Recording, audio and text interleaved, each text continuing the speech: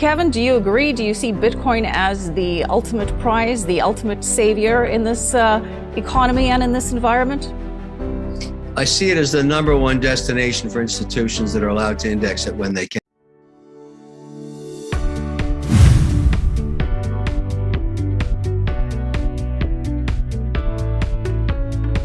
They would be picking up 1% to 3% weighting if they could. They tried to do it, as I mentioned earlier, using equities that mine Bitcoin.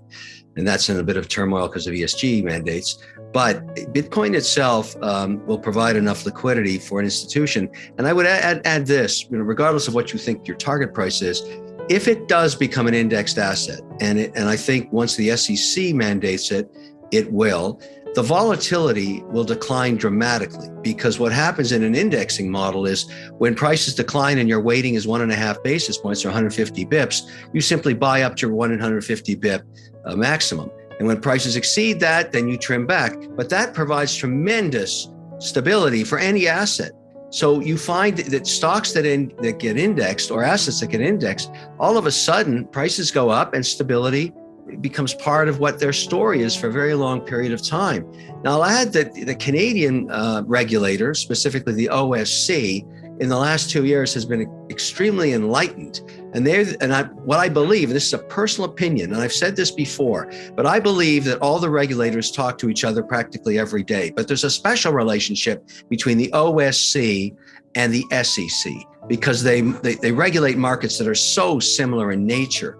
And so I believe that whatever is going on in Ontario has already been quasi-approved by the brethren at the SEC, and they're using Ontario and the Canadian provinces as guinea pig states to try these ideas out. And what ideas are those? The first ETF with the underlying asset real Bitcoin, the first ETF with the underlying asset Ethereum, the very first global crypto exchange attached to a dealer broker license, both sides regulated.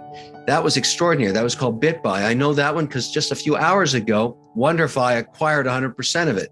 So now WonderFi, which has decentralized finance, has combined with centralized wallets. That's never been done before.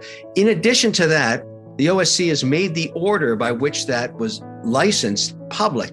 Many other jurisdictions are reading the 300+ page document and using it as a blueprint for other jurisdictions like the United Arab Emirates and Brazil and Switzerland and England. So those regulators are marching ahead, making the assumption that there will be SEC policy. So if you're an investor now, like I am, and clearly Roy is, we take our positions pre the stabilization of indexing by institutions. Why? We'll be rewarded for taking that position now. And when it happens, I don't know. Could be 6 months, 12 months, 18 months, 24 months, who knows? But when it happens, prices are going nowhere but up. All right, Kevin, what are you identifying as the biggest opportunity in crypto and DeFi at the moment then? Well, I own all of the positions that Roy's talking about on an index basis. And I index up to 5% weighting maximum across 20% hold, which is a standard indexing practice for sovereign wealth funds. That's just milk bone strategy. But I've gone a little farther. I've decided that I'd like to own some of the infrastructure of Web 2.0, Web 3.0. And so I've taken equity positions where regulators allow it, and that's primarily Canada. The NEO exchange is the preferred exchange now. It's been announced the CBOE is buying it. So it's going to be basically an American exchange, but housed in Canada. But it has companies like WonderFi on it.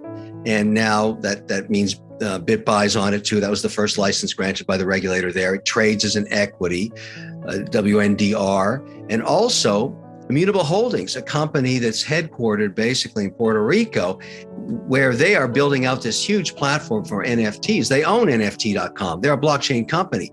You can buy those equities on the NEO exchange in Canada, but where the regulator allows it. And so some of these companies get listed in Norway and Germany where regulators allow it. But for me, those are also full weightings. I've got 5% weightings in those names because I want to own the picks and shovels. It's not just the gold that people made money on the gold rush. It was the picks and shovels. So in my portfolio, I've got a lot of picks and shovels. And again, it's all software. You meet these executives in these companies, there are young, really strong engineers in there. And they don't want to work for industrial companies anymore. They want to be on the chain. That's where the future is. And they're the smartest hands. And that's where they make the most money because they're cutting edge advances in financial services. So that's the investment thesis. It's not just Bitcoin.